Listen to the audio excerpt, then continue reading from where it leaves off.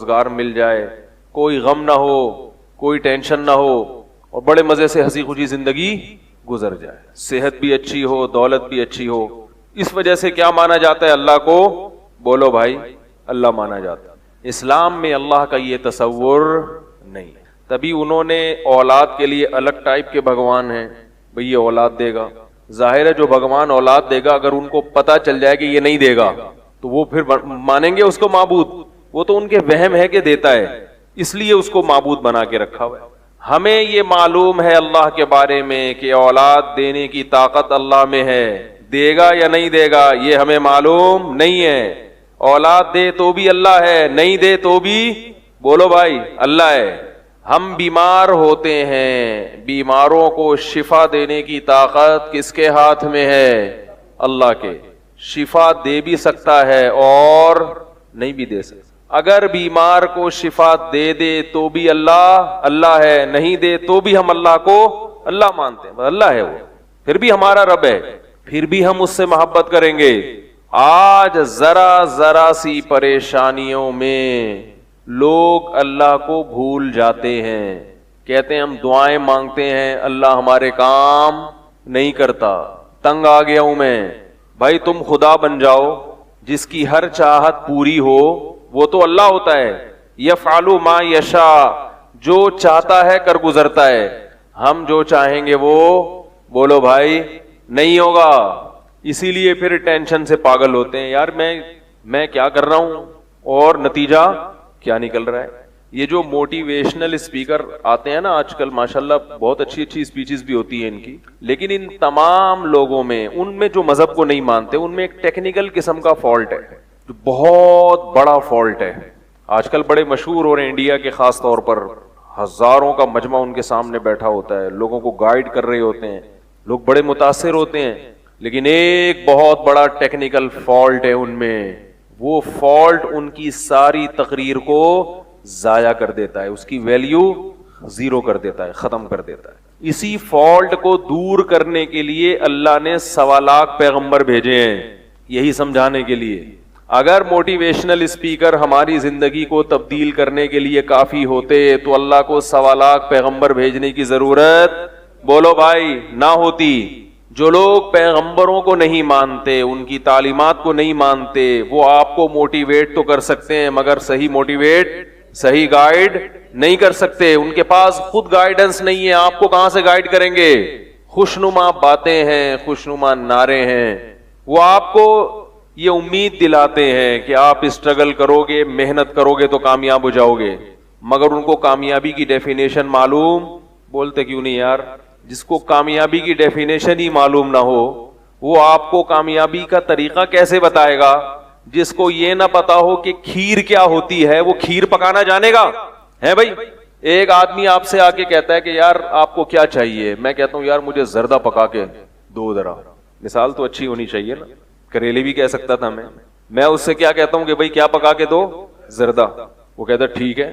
میں اس سے پوچھتا ہوں تمہیں پتا ہے زردہ ہوتا کیا ہے؟ کہہ رہے یہ تو نہیں پتا مجھے زردہ ہوتا کیا ہے, یہ تو مجھے پتہ ہی نہیں ہے. تو آپ کہو گے کہ جب آپ کو یہ پتہ ہی نہیں ہے کہ زردہ کس چیز کا نام ہے تو زردہ پکاؤ گے کیسے اللہ کے بندے؟ تم تو مجھے پکاؤ گے, ایسی چیز میرے سامنے لا کے رکھ دو گے کہ میں پکنا شروع ہو جاؤں گا.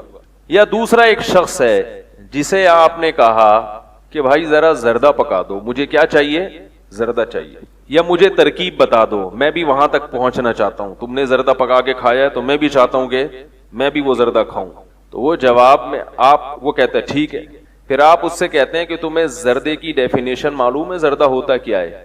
تو پہلا شخص کو تو پتہ ہی نہیں تھا, دوسرے کو غلط پتہ ہے. دوسرا نہاری کو کیا کہہ رہا ہے؟ زردہ.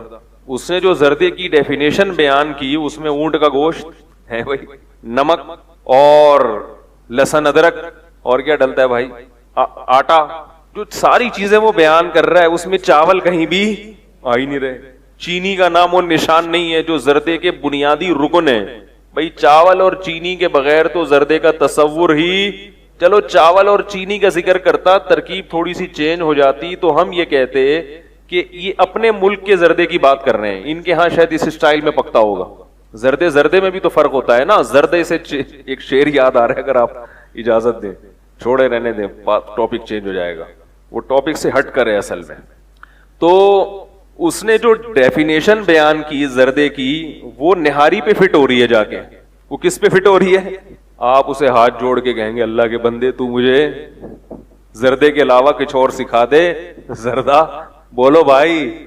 تو یہ جو موٹیویشنل اسپیکر ہیں ان کی اکثریت, سب کی بات نہیں کر رہا, ان کی اکثریت میجورٹی جو مذہب کو نہیں مانتی ہے, مذہب سے دور ہے, ان کی بات کر رہا ہوں.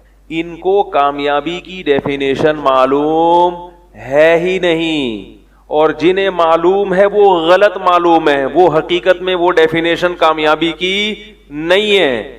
تو جس کو ڈیفینیشن معلوم نہ ہو کہ کامیابی کسے کہتے ہیں یا غلط ڈیفینیشن معلوم ہو, وہ آپ کو کامیابی کا راستہ کیسے بتائے گا؟ جو ٹھٹھا کو حیدرآباد سمجھ رہا ہو تو وہ حیدرآباد کے نام پہ آپ کو کہاں پہنچا دے گا؟ ٹھٹھا پہنچا دے گا بھائی, منزل ہی الگ ہے اس کی. یہ جو دنیا ہے, دنیا, اس میں کامیابی حقیقت میں کامیابی ہے ہی نہیں.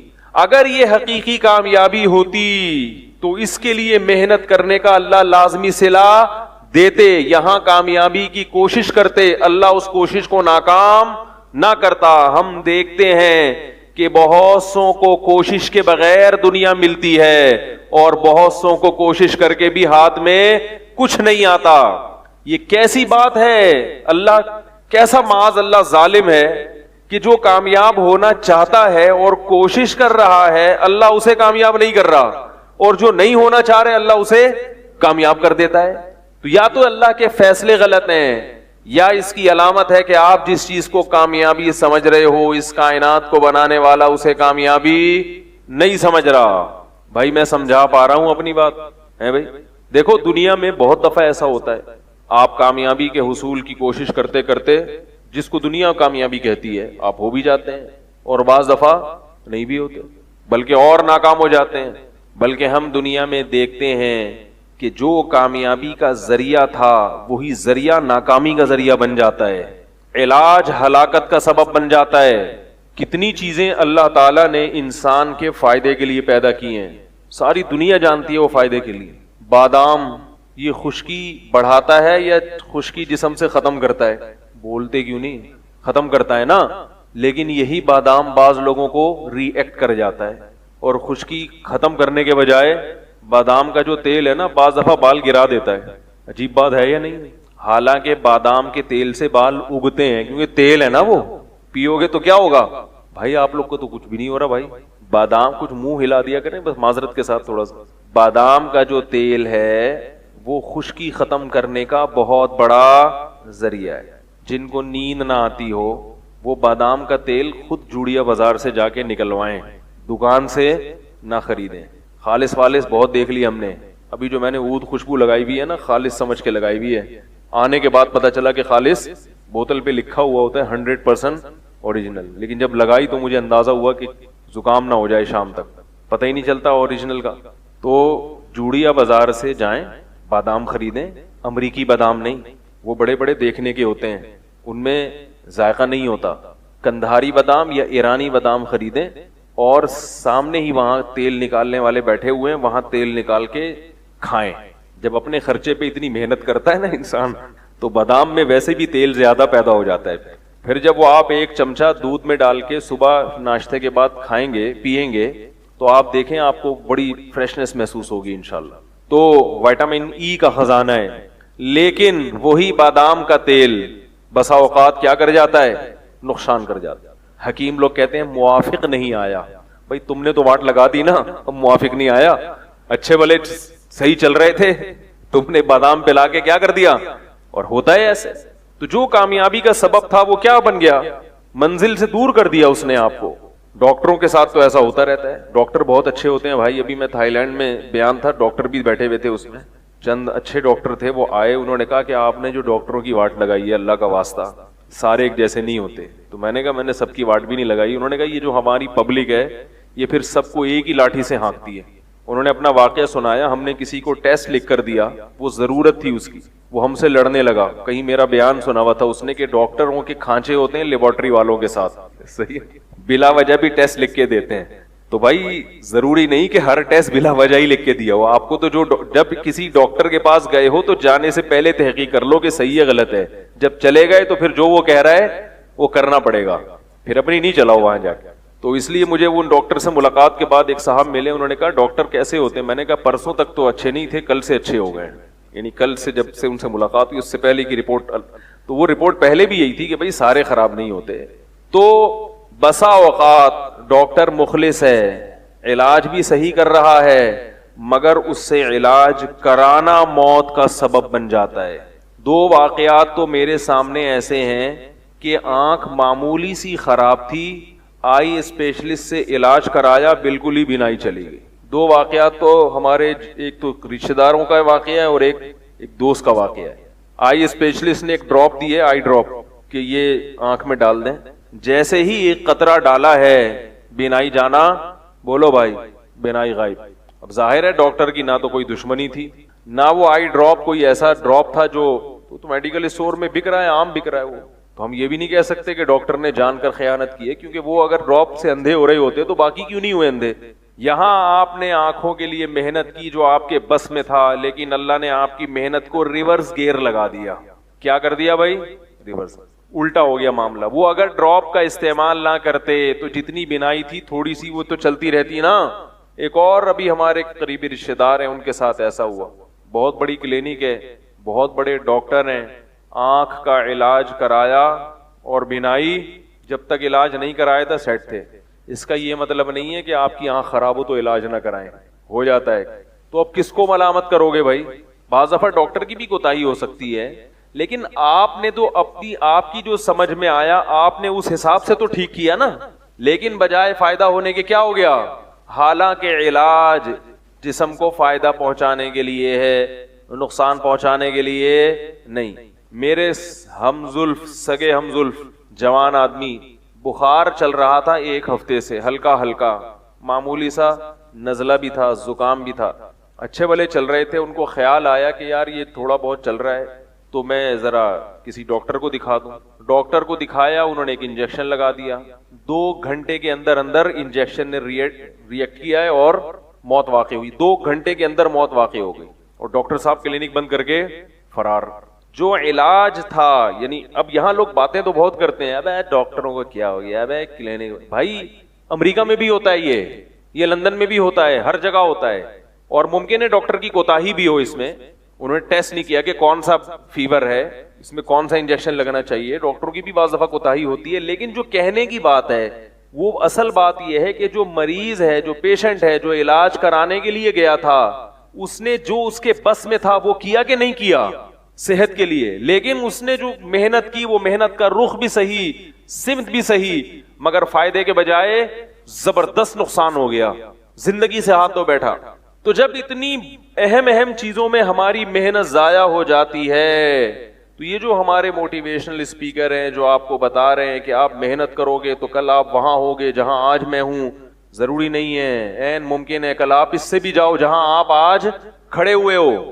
میری اس تقریر کا مطلب کسی کی حوصلہ شکنی نہیں ہے, کسی کو سست اور کاہل بنانا نہیں ہے کہ محنت کرنا چھوڑ دو, یہ مقصد ہرگز نہیں ہے.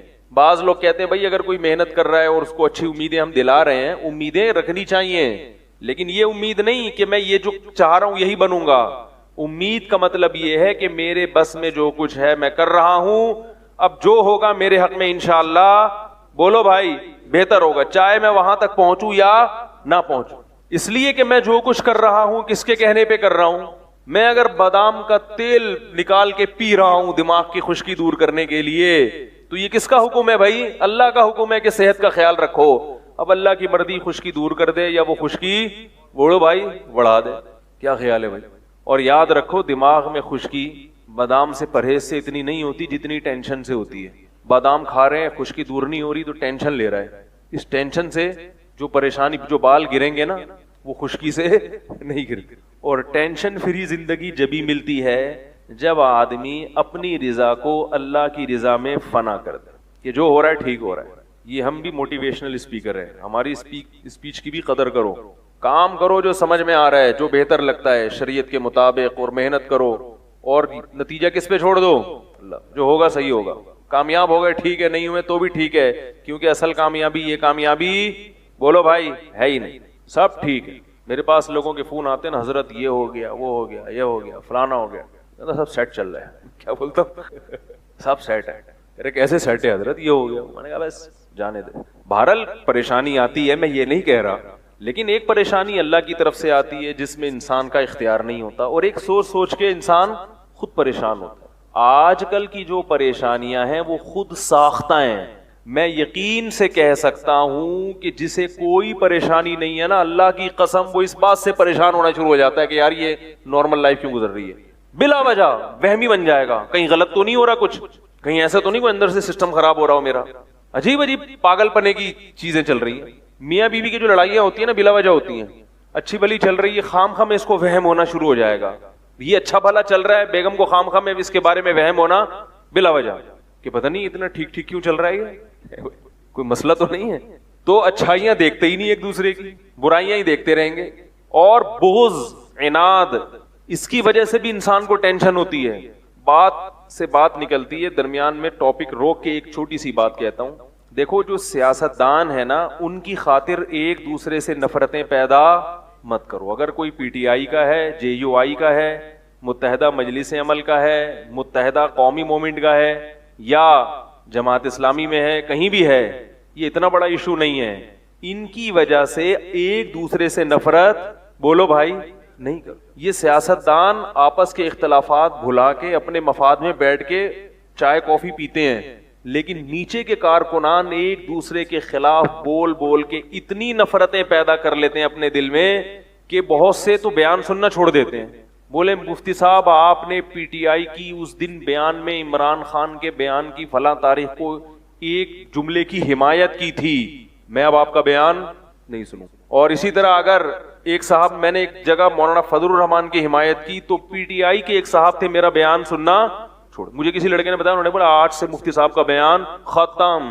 میں تو ان کو اتنا نیک آدمی سمجھتا تھا, انہوں نے مولانا فضل الرحمان کی تعریف کر دی. بھائی میں کون سا کوئی قرآن بیان کر رہا ہوں, ایک رائے ہے نا, رائے. ہماری قوم میں رائے کا غلط ہونا یہ اتنا بڑا مسئلہ نہیں ہے. رائے تو کبھی صحیح ہوتی ہے کبھی غلط ہوتی ہے. ہم کون سا عالم الغیب ہے, ایک تبصرہ ہی ہوتا ہے نا. دلوں کے حالات بھی نہیں جانتے, کون ایجنٹ ہے کون کیا ہے. ظاہر کو دیکھ کے ایک فیصلہ کرتے ہیں جو صحیح بھی ہو سکتا ہے اور غلط بھی. اسی کے ہم مکلف ہیں, تو غلط بھی ہو سکتا ہے. فیصلے کا صحیح یا غلط ہونا اتنا بڑا ایشو نہیں ہے. کسی کی رائے کو برداشت نہ کرنا, اس سے آپ تباہ ہو جاؤ گے. ہماری قوم کا المیہ یہ ہے, بدگمانی بدگمانی بدگمانی. کوئی کسی کی تعریف کر دے ایجنٹ بنا دیں گے فوراً اس کو, پیسے لیتا ہے وہاں سے, بوٹ پالیشیا ہے, یہ کرتا ہے وہ کرتا ہے. برائی کرو گے نا کسی کی, لوگ بولے بہادر آدمی ہے, ڈنکے کی چوٹ پہ بیٹھ کے فلاں کو بولتا ہے کہ چور ہے. کیا فائدہ بھائی, کوئی ثبوت نہیں ہے, کوئی گواہ نہیں ہے آپ کے پاس. اگر ہیں بھی تو ہمارے پاس نہیں ہے. تو جب ایک چیز ہے ہی نہیں ہمارے پاس, الزام لگاتے رہو بیٹھ کے. ابھی آپ دیکھ لیں جو ابھی قادیانی کا جو نامزد کیا گیا, غلط کیا, ہم نے بھی اس کے خلاف احتجاج کیا ہے, لیکن اس پہ اتنا زیادہ یعنی ایک ابیوز لینگویج دونوں طرف سے استعمال کی گئی ہے, غلو, مبالغہ. تو یہ غلط ہے میرے بھائی. ان سیاستدانوں کی وجہ سے آپس کی محبتیں ختم مت کرو. گھر میں ایسا ہوتا ہے ایک بھائی پی ٹی آئی کا ہے, دوسرا کس کا ہے. ہم مدرسوں میں دیکھتے ہیں, ہمارے مدرسوں میں ایسا کچھ پی ٹی آئی کے حامی ہیں, کچھ جمعیت کے حامی ہیں. وہ طلبہ آپس میں لڑ رہے ہیں. تم جس مدرسے میں محبت سیکھنے کے لیے آئے اور محبت سکھانے کے لیے آئے, اسی مدرسے سے نفرتیں لے کے نکلو گے تو قوم کی کو کیا تبلیغ کرو گے. ہم نے اپنے بچپن میں یہ سیاسی اختلافات دیکھے ہیں, لیکن آپس میں لڑائی نہیں دیکھی. ہمارے ایک قریبی رشتہ دار, جب ضیاء الحق کے دور تھا, انہوں نے ریفرینڈم کروایا تھا, مجھے ہاں میں ووٹ دو, زبردستی کس میں ووٹ دو, ہاں. ویسے نہ کا آپشن بھی تھا کہ نہیں بھی ہے, لیکن مطلب یہ تھا کہ ہے کیا, ہاں ہی ہاں ہے. ٹھیک ہے نا. وہ ریفرینڈم یہ ہوا تھا کہ میں مزید 5 سال کے لیے صدر بننا چاہتا ہوں, آپ اگر چاہتے ہیں کہ ہاں تو ہاں پہ ٹھپا لگائیں, اور اگر مجھے ایکسپٹ نہیں کرتے تو کس پہ ٹھپا لگائیں, نہ پہ. لیکن اس ماشاءاللہ وہ تھے بہت سمجھدار, انہوں نے ایک ہوشیاری یہ کی تھی کہ مجھے اگر چاہتے ہیں تو اس کا مطلب ہے اسلام بھی چاہتے ہیں. تو وہ عنوان یہ دیا گیا تھا کہ آپ اسلام چاہتے ہیں یا نہیں چاہتے. ٹھیک ہے نا. اسلام چاہتے ہیں تو ہاں, اسلام نہیں چاہتے تو نہ. اب کون مسلمان نہ پہ ٹھپا لگائے گا جا کے بھائی, وہ تو کفر کا خطرہ ہوگا اس کو. تو ایک ماشاءاللہ ہوشیاری یہ کی تھی. دوسری ہوشیاری یہ کی تھی کہ چونکہ فوج ہی ریفرینڈم کروا رہی تھی اور وہ پوری بہت زبردست پاور تھی اس وقت, تو اس میں یہ تھا کہ بھائی اگر نا والے زیادہ ہو جائیں تو ہدایات تھیں کہ ہاں کے ٹھپے خود بخود گورنمنٹ بولو بھائی زیادہ کر دے. گورنمنٹ کی طرف سے یہ ہدایات تھی اہلکار کو کہ گنتی کرنے کے بعد یا پہلے جس طرح سے مناسب سمجھو, ہاں وہ ہر محلے میں کیا ہونا چاہیے, زیادہ ہونا چاہیے. مجھے وہ اونٹ والا قصہ یاد آتا ہے, وہ چھوڑے ابھی. تو ہمارے ایک رشتے دار تھے, ہم سب جب ہم تو بچے تھے لیکن ہمارے سارے بزرگ جا کے ہاں ہاں پہ ٹھپے لگا رہے تھے, بھائی ہاں اسلام تو چاہیے. ہمارے ایک رشتے دار تھے, ان کی اہلیہ نے نا پہ جا کے ٹھپا لگایا. کس پہ ٹھپا لگایا؟ نا. تو ان کے شوہر ان سے لڑ رہے کہ نالائق تو اسلام نہیں چاہتی؟ اس نے کہا اسلام چاہتی ہوں, مجھے ضیاءاللہ نہیں چاہیے. انہوں نے کہا کیوں نہیں چاہیے؟ انہوں نے کہا مجھے شکل اچھی نہیں لگتی ہے ضیاءاللہ کی. مجھے حالانکہ بڑا نورانی چہرہ تھا سید ضیاءاللہ کا, لیکن ان خاتون کو چہرہ پسند. تو بھائی یہ قصہ اس لیے سنا رہا ہوں کہ سب ہنس پڑے اس پہ کہ بھائی ان کو شکل اچھی نہیں ہے اور نا پہ لگا دیا. کوئی اختلاف نہیں کہ گریبان پکڑا ہو, تو جو ہے نا اپوزیشن کی ہے اور یہ ہے اور فلانا. آج پتہ نہیں کیا ہو گیا ہے, کسی کو یہ بتا نہیں سکتے کہ میں نے ووٹ کس کو دیا ہے. بتا دیا تو گئے.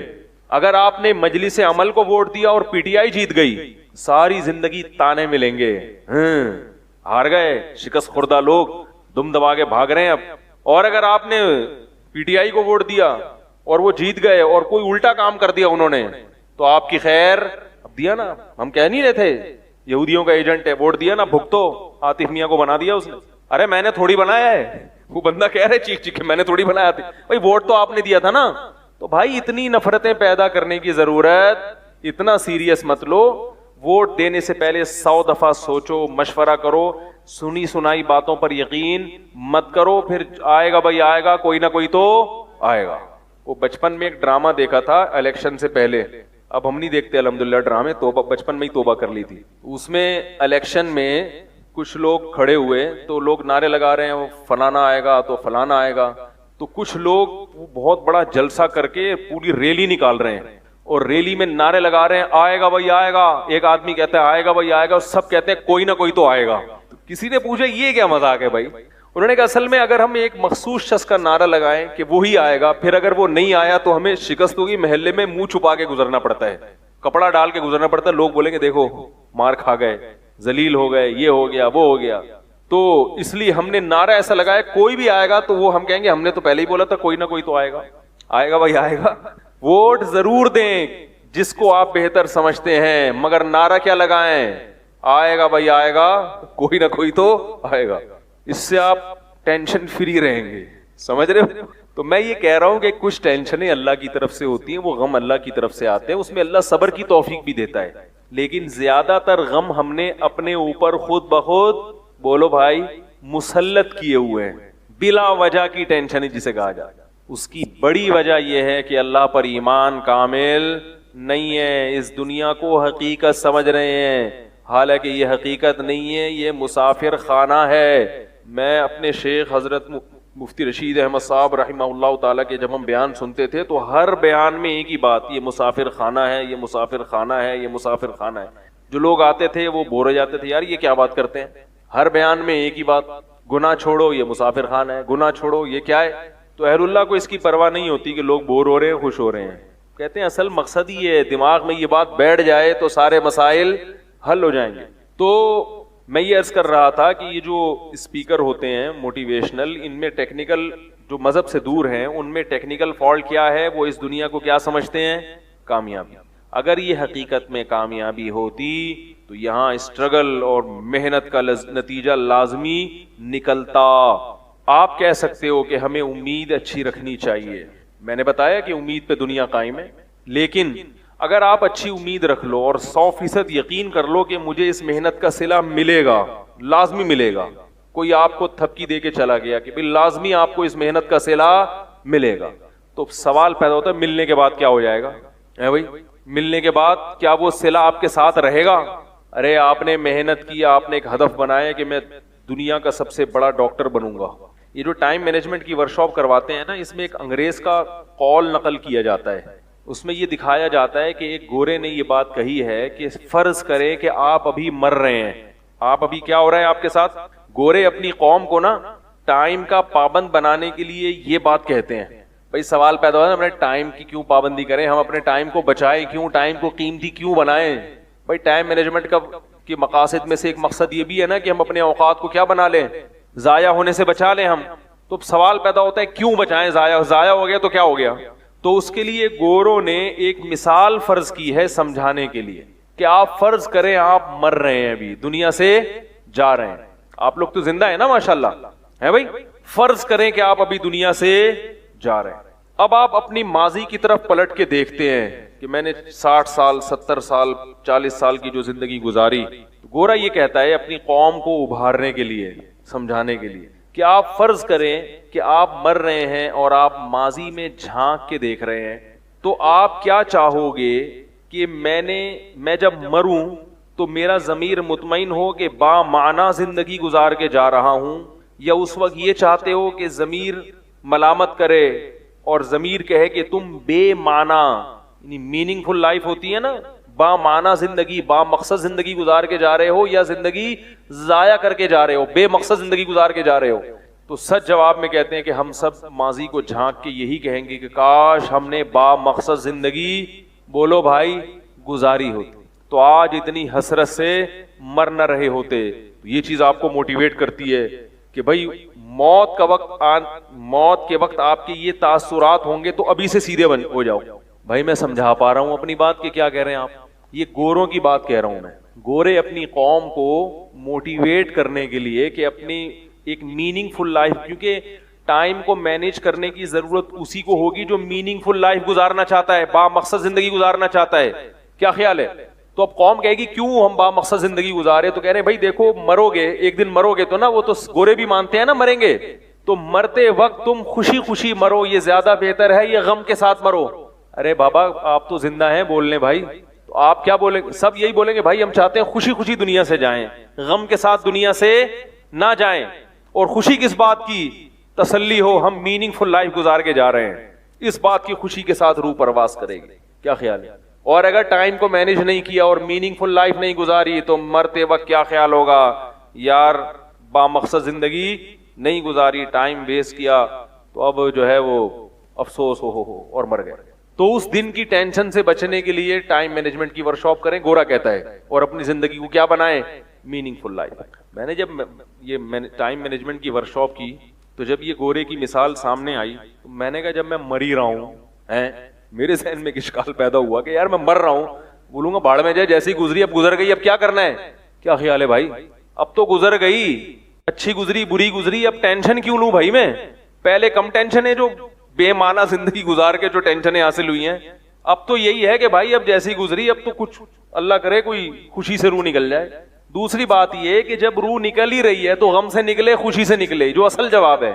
اس وقت تو غم بھی ہوگا تو تسلی ہوگی کہ یہ غم تھوڑی دیر میں, مطلب یہ کوئی ایسی چیز نہیں ہے جس سے آپ مطمئن ہو جائیں, یہ ایک مصنوعی طریقہ ہے قوم کو موٹیویٹ کرنے کا. دوسری بات یہ کہ میننگ فل لائف کہتے کسے ہیں ان کی نظر میں, کارآمد انسان. کارآمد کسے کہتے ہیں؟ جس نے اچھی زندگی گزاری ہو. اچھی کسی کہتے ہیں؟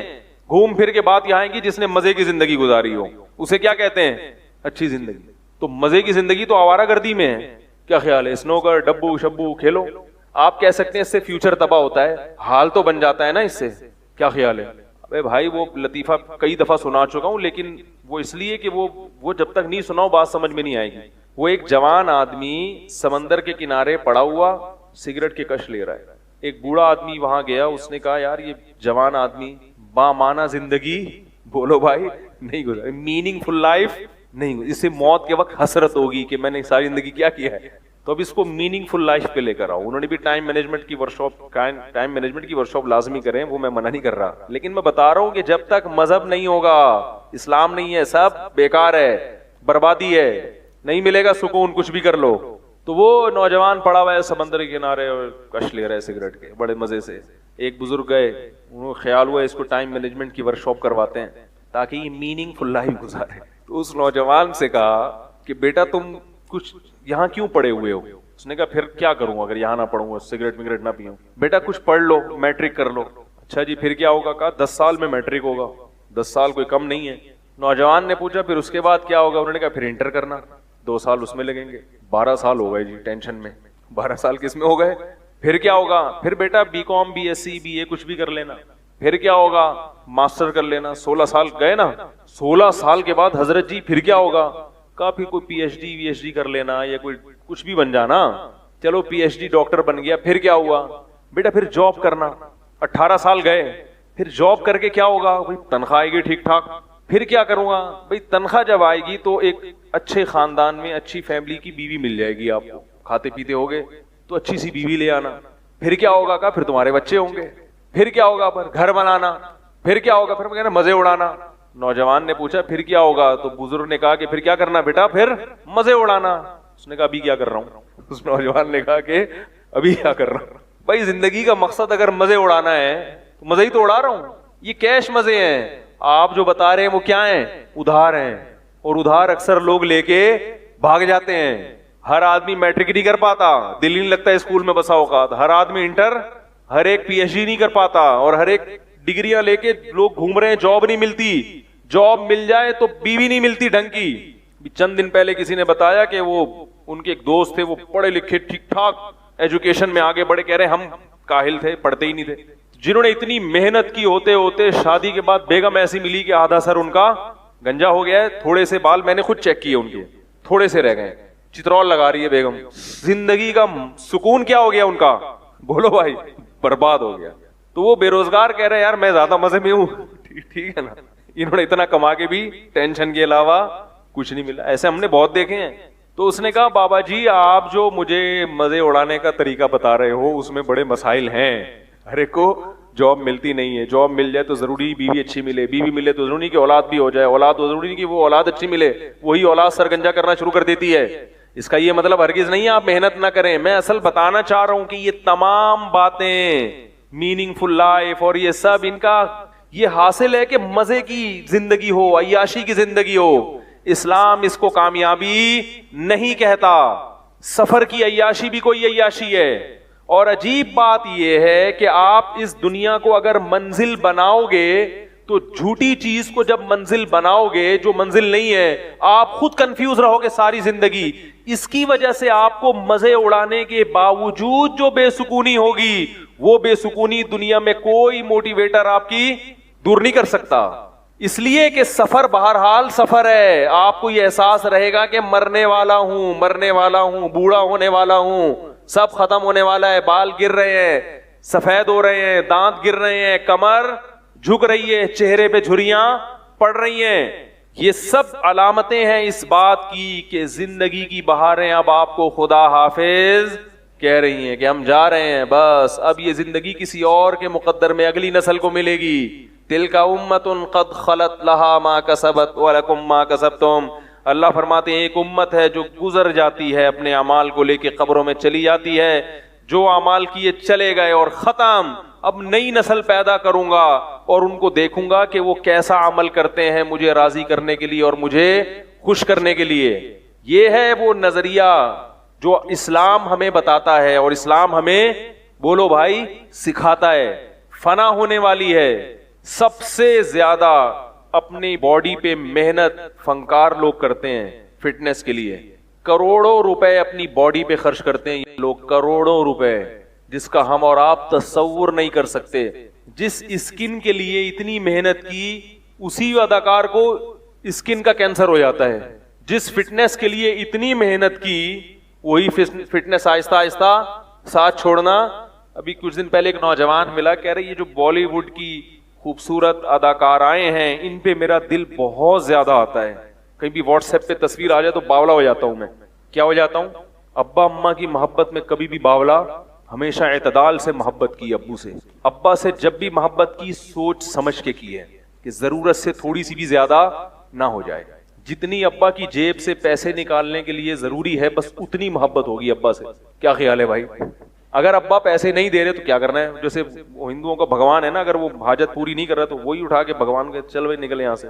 ابا کا بھی معاملہ کیا ہو گیا ہے اس طرح.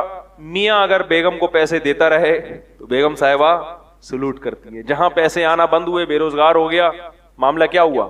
گڑبڑ.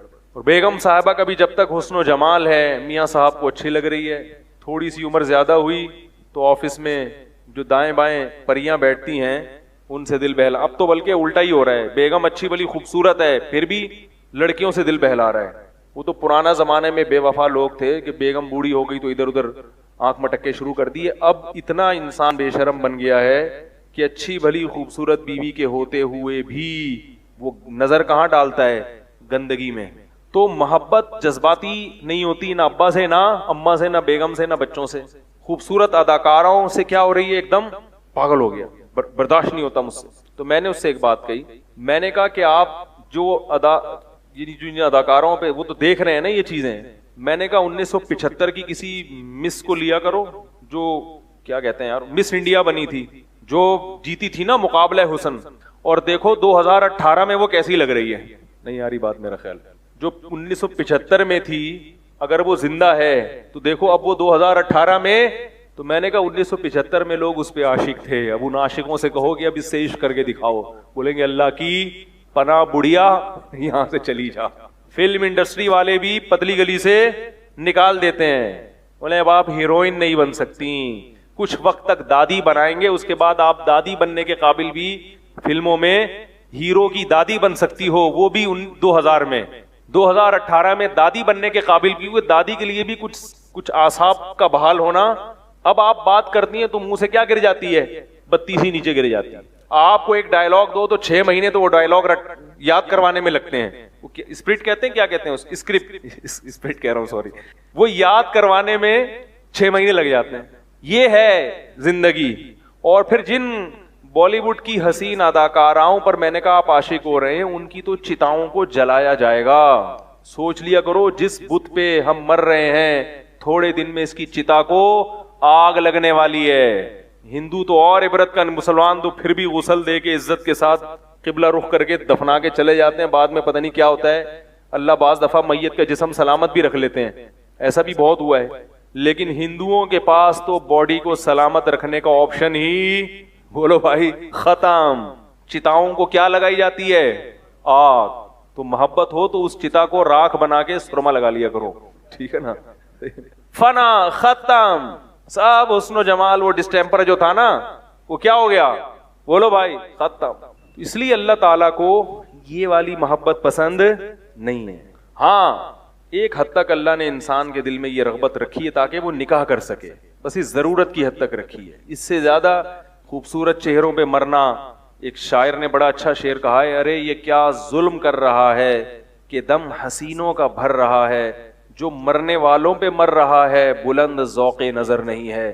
مرنے والی چیزوں پہ مر رہا ہے تو تیرا ذوق نظر بلند نہیں ہے, بہت چھوٹی سوچ ہے تیری. جو خود مرنے والا ہو اس پہ کون مرتا ہے بھائی. لوگوں نے, عاشقوں نے معشوقوں کے لیے خودکشیاں کر لیں, تو بھائی خودکشی کر کے وہ معشوقہ بھی تھوڑے دنوں میں کیا ہو جاتی ہے, مر جاتی ہے. وہ بھی قبر میں پڑی ہوئی ہے, سڑ گئی لاش ہے. اس کے لیے, اس گندگی کے لیے تو کھمبے سے لٹکا تھا. تو خیر میں بات کو سمیٹ کے ختم کرتا ہوں. کیا بات چل رہی تھی بھائی, وہ پوائنٹ, ہاں یہ تو اصل بات میں نے شروع کی تھی نا, ادھر کہاں سے آیا میں. خیر میں یہ عرض کر رہا تھا کہ دیکھو بھائی, دنیا میں اللہ نے جو اصل کامیابی بتائی ہے وہ کیا ہے, آخرت. اگر آخرت کو اصل وطن بناؤ گے پھر موت کے وقت خوشی بھی ہوگی اور حقیقی حسرت بھی ہوگی. پھر موت کے وقت سوچو گے بامعنی زندگی گزاری ہے تو فیوچر کو دیکھ کے خوش ہوگے کہ اب انشاءاللہ فروح و ریحان و جنت نعیم. اب اللہ نے انشاءاللہ آخرت کا معاملہ کیسا کرنا ہے, اچھا کرنا ہے. کیونکہ انسان ماضی کو دیکھ کے خوش نہیں ہوتا, وہ ماضی جس کا فیوچر سے لنک ہو اس ماضی کو دیکھ کے خوش ہوتا ہے جس کا فیوچر پہ اثر پڑ رہا ہو. یہ جو گورے کہتے ہیں نا کہ ہم موت کے وقت دیکھیں گے اچھی زندگی گزری تو سکون سے, نا نا نا نا, آپ کو پتا ہے جب میں ختم ہو رہا ہوں تو کیا سکون ملے گا بھائی. سکون مسلمان کو ملتا ہے مرتے وقت, جب اسے یہ احساس ہوتا ہے کہ اچھی زندگی گزار کے جا رہا ہوں, لہذا آئندہ ٹھکانہ کیسا ہوگا, اچھا ہوگا. آئندہ کو دیکھ کے خوش ہوگا وہ, چاہے مجھے دنیا ملی نہیں ملی لیکن میں نے اپنی ذمہ داریاں پوری کی ہیں. ٹائم کو سمندر کے کنارے سگریٹ پی کے ضائع نہیں کیا. سمجھ میں آ رہی ہے بات. اور اگر بامعنی زندگی نہیں گزاری ہوگی تو فیوچر کو دیکھ کے غمزدہ ہوگا کہ اب آئندہ آنے والا معاملہ میرے ساتھ ٹھیک نہیں ہوگا, کیونکہ میں نے میننگ فل لائف نہیں گزاری, وقت کو سمندر کے کنارے سگریٹ پی کے, سگریٹ کے کش لے لے کے ضائع کیا ہے, لہذا میرا فیوچر مرنے کے بعد کی زندگی اچھی نہیں ہے. تو موت کے بعد کی زندگی کا تصور اگر نکال دو گے تو یہ زندگی بے ڈھنگی ہو جائے گی. اس میں آدمی اپنے آپ کو دھوکے دیتا رہے گا اور خوش رکھنے کی بتکلف کوشش کرے گا, مگر خوش رہ نہیں پائے گا. سمجھ میں آ رہی ہے بھائی بات؟ حضرت عمر رضی اللہ تعالی عنہ ساری زندگی اللہ سے ڈرتے رہے ہیں, اتنا خوف کہ اللہ کے خوف سے روتے روتے آنکھوں پہ آنسوؤں کے نشان پڑ گئے تھے چہرے پہ. حالانکہ کوئی گناہ نہیں تھا, کوئی برائی نہیں تھی, ڈر خوف تاکہ بامانہ زندگی گزاریں. لیکن جب موت کا وقت آیا تو صحابہ سے کہا کہ مجھے امید کی باتیں کرو میرے سامنے, اس لیے کہ میں اللہ سے جو ڈرتا تھا اس لیے تاکہ عمل اچھا ہو جائے. اب عمل کا دروازہ بند, اب ڈرنے کا فائدہ نہیں ہے. یہ اسلام کی تعلیمات ہے کہ مرتے ہوئے آدمی کو امید دلاؤ. بھائی با مانا یا بے مانا چھوڑو, اب اس کو اب کیا کرنا ہے, جو کوتاہیاں ہو گئی توبہ کرو اور اللہ سے اچھی رحمت کی امید لگاؤ. تو مسلمان مرتا بھی اچھا ہے, اس لیے کہ اب اس کو شریعت کیا کہتی ہے, بھائی عمل کا دروازہ تو بند, اب ڈرنے کا فائدہ نہیں ہے. تبھی حدیث میں آتا ہے کہ مرتے ہوئے آدمی کو امید دلاؤ, اس سے خوف کی باتیں مت کرو. حضرت عمر کا جب شہادت کا وقت آیا, موت کا وقت آیا, تو صحابہ سے کہا کہ کیا کرو میرے سامنے امید, میرے اچھے اعمال میرے سامنے لاؤ. جب ہم عام حالات میں ہوتے ہیں تو اپنی اچھائیوں کی طرف نظر رکھنے کا حکم نہیں ہے. اپنی اچھائیوں کو نہ دیکھو, برائیوں کو دیکھو. اچھائیوں کو صرف اتنا تاکہ اس سے اگر بالکل ہی نا امیدی ہو رہی ہے تو پھر اچھائی دیکھے. اصل حکم کیا ہے, اپنا محاسبہ. ساری زندگی حضرت عمر اپنی برائیوں کو تو تھی نہیں ان کی نظر میں, جس کو وہ برائی سمجھتے تھے وہ دیکھتے رہے. موت کے وقت صحابہ سے کہہ رہے ہیں کہ مجھ سے امید کی باتیں کرو, جو میرے کوئی اچھا عمل ہو تو وہ سامنے لاؤ. صحابی نے فرمایا کہ آپ نے جب اسلام کمزور تھا اللہ نے آپ کے ذریعے اسلام کو, بولو بھائی, طاقت دی, یہ آپ کی نیکی ہے بہت.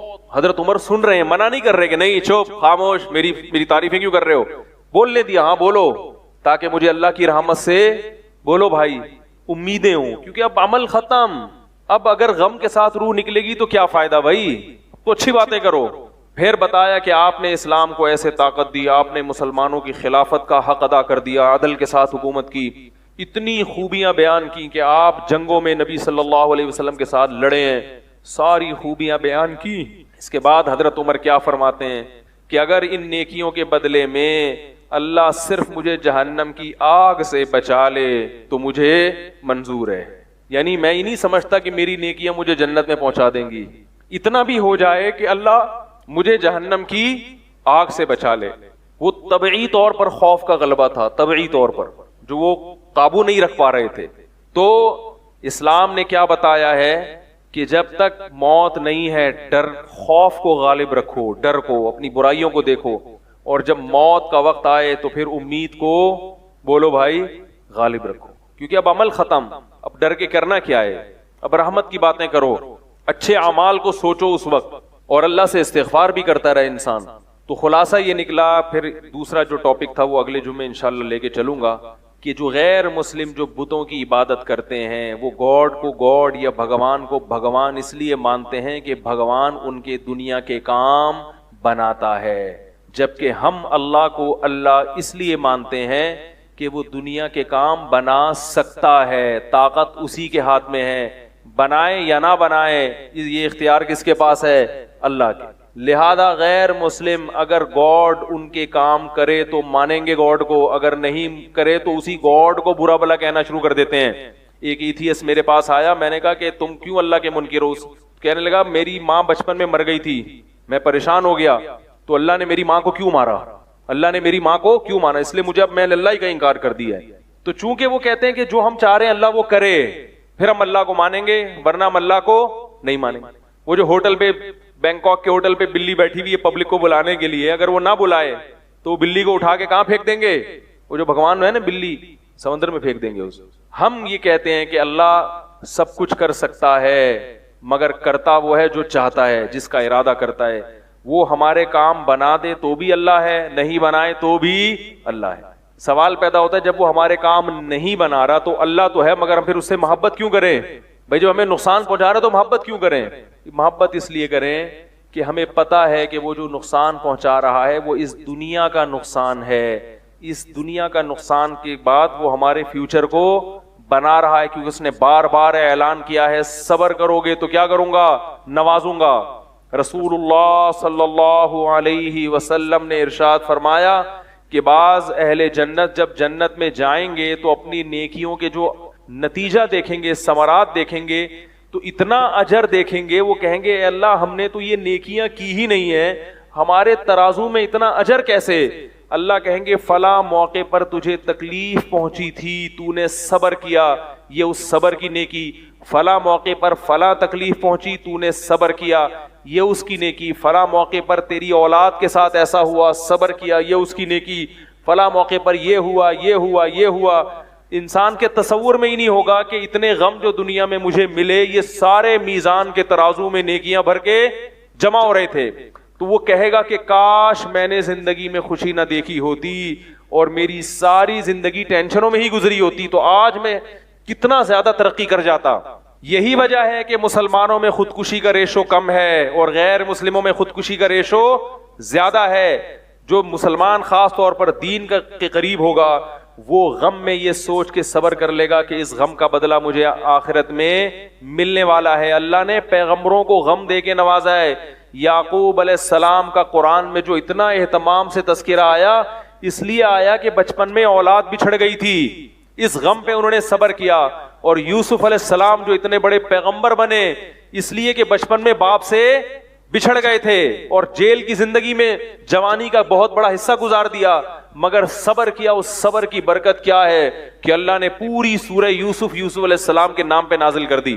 تو مسلمان غم میں نا امید نہیں ہوتا، اور یہ بھی امید ہوتی ہے کہ اللہ اس غم کو دنیا میں بھی دور کر سکتا ہے۔ غیر مسلم دیکھے گا اسباب کے تانے بانے ملائے گا، وہ کہے گا اسباب کی دنیا میں غم دور ہونے کی امید نہیں ہے، لہذا مایوس۔ مسلمان جانتا ہے کہ اللہ غم دور کرنے کی طاقت رکھتا ہے، تمام اسباب کے ناکام ہوتے ہوئے بھی وہ مجھے کامیابی دے سکتا ہے۔ تو بھائی سمجھ میں آ گیا ہم اللہ کو اللہ کس وجہ سے مانتے ہیں؟ وہ ہماری حاجت پوری کرے یا نہ کرے، دونوں صورتوں میں وہ کیا ہے؟ اللہ ہے۔ اور دونوں صورتوں میں اسے صرف اللہ نہیں ماننا، خدا نہیں ماننا، ساتھ ساتھ اس سے محبت بھی کرنی ہے، کیونکہ وہ ہمارا خیر خواہ ہے اور وہ امتحان لیتا ہے کہ تم مجھے اپنا خیر خواہ سمجھتے ہو کہ نہیں سمجھتے، لہذا وہ نقصان بھی پہنچاتا ہے، نقصان پہنچا کے دیکھتا ہے کہ اب ہے ایمان، کیونکہ جب تک دودھ جلیبی ملتی رہے گی تو مجنوں لیلا پہ عاشق رہے گا۔